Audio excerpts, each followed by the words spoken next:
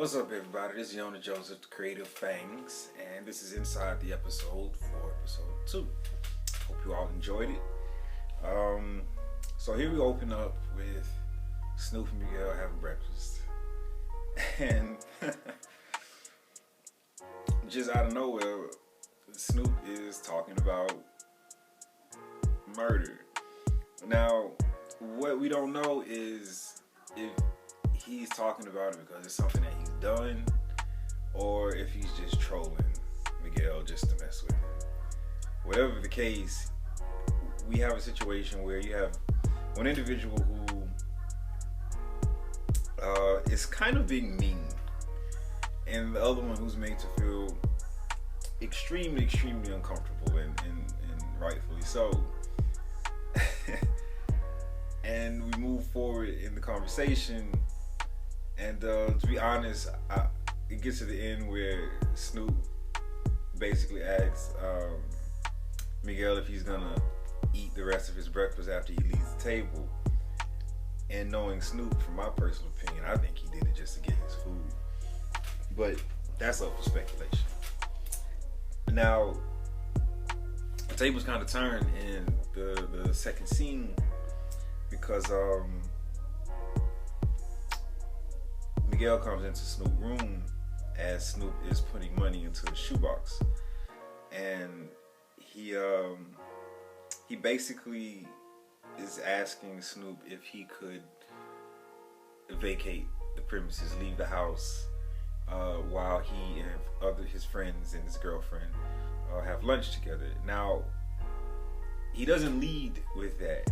He tells him that some people are coming over for lunch, and now Snoop is in somewhat of a vulnerable position because he thinks he's being invited, and he gets excited. He's like, okay, cool, I can pick up some stuff from the supermarket if you need it, so they can have a nice lunch together.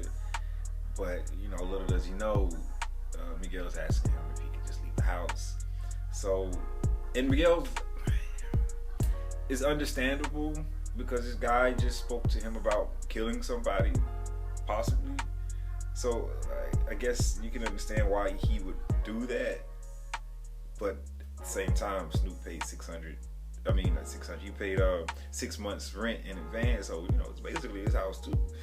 And so now Snoop is in a vulnerable position, and Miguel's being kind of mean, but we understand it.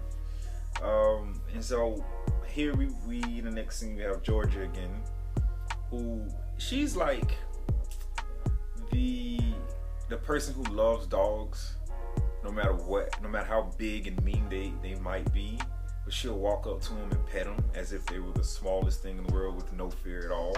Snoop is that dog, and Georgia's that type of person, and she's not afraid of Snoop at all. And so when he comes through the house, comes through the door looking a little hurt, she invites him in warmly and invites him to lunch with them, despite the fact that Miguel just doesn't want it. And then you have these two friends, Salvatore and Taya. I don't know how evident it is, but Salvatore has something. He likes Taya a lot.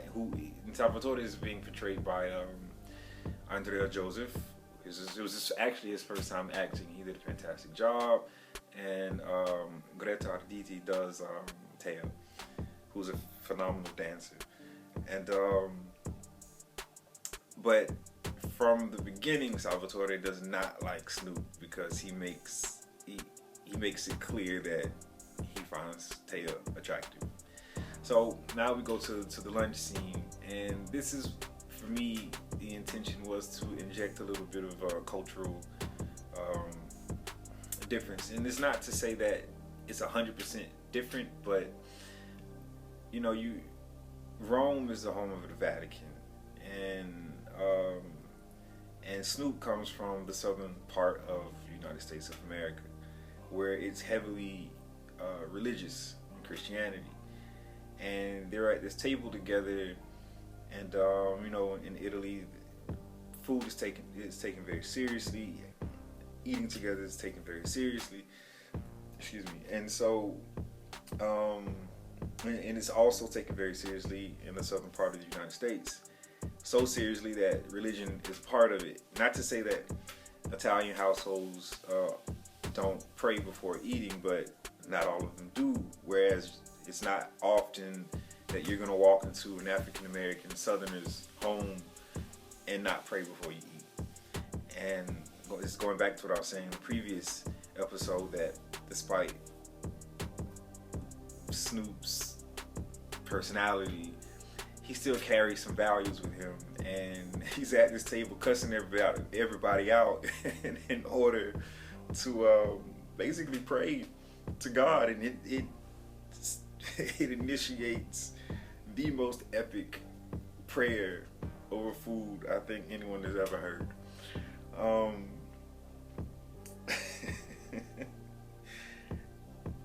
If my soul has been damned to go to hell, I think God would give me a pass for this, because it was hilarious, or if I have to say myself. So anyway, and so, you know, the conversation over lunch continues, and Salvatore is still a bit salty about Snoop's presence, and Miguel is still a bit salty about Snoop's presence, and so Salvatore kind of starts to challenge him, because he has this impression about Snoop that he's basically worthless and does nothing with his life or whatever. And Snoop pushes back. It doesn't necessarily bother him, but he pushes back to the point to where he's humiliated in front of everybody, including Taya. And this causes him to overreact. Now, Snoop comes from a place where he ain't scared of no Salvatore at all. And he gets up in his face. He says everything he says in Italian. Snoop doesn't understand any word except one, which is vaffanculo. Look it up. I'm not going to say it. My mom's watching this. And so he gets up aggressively, but not to attack this guy, Salvatore, but to grab a bottle of wine. He does it to test him. Salvatore sits right back down, and Snoop understands this dude is all talk. And then he goes back to a line he said in the first scene at breakfast, where he was talking about murder. And he looks at Miguel and he said, "It changes a man," further deepening his fear or worry about who Snoop is and what he does. And after lunch, you have Miguel and Georgia in the bedroom. They're talking about the money that at this point we know that Miguel owes to a loan shark, and they talk about the whole way that they exchange and how they pay the money back, and how he hasn't been able to get in contact with this guy, which could be a perilous situation. And when he thinks about it, he starts to get this idea that perhaps, you know, with the timing of Snoop's arrival, maybe for some reason Snoop and this loan shark might be, I don't know, tied together.